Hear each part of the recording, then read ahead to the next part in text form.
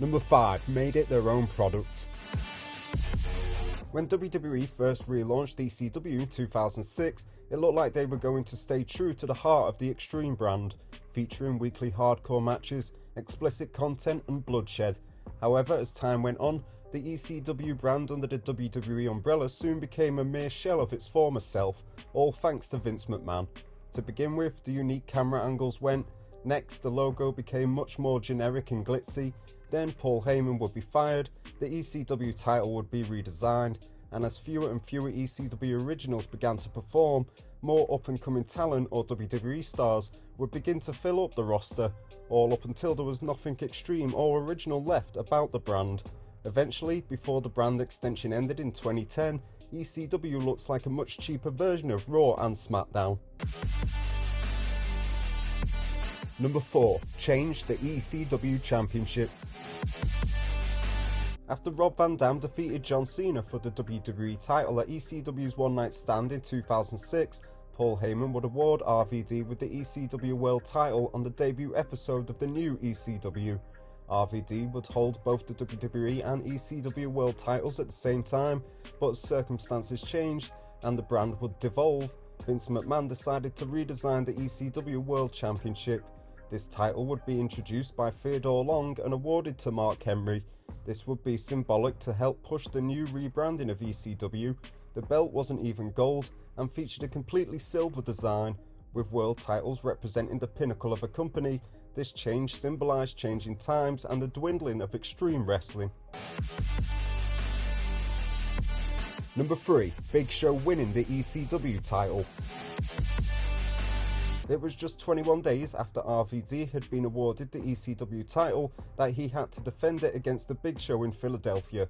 Beforehand, RVD had been arrested due to a drug felony and had been forced to drop the WWE Championship to Edge the night before on Monday Night Raw. The next night on ECW, RVD would be screwed over by none other than Paul Heyman, who helped the Big Show secure the win and the ECW World title. The Philadelphia crowd would nearly cause a riot, throwing trash into the ring. This marked the beginning of the end for the relaunch of ECW. Big Show would go on to hold the ECW title for 152 days, facing mostly WWE stars until he was defeated by Bobby Lashley. Big Show was the first non-ECW original to hold the title, and the only ECW original to hold the title after this was Tommy Dreamer. Number 2. Vince McMahon winning the ECW title. When Bobby Lashley became ECW champion, he would go on a dominant streak, even entering a feud with Vince McMahon after the fallout of WrestleMania 23.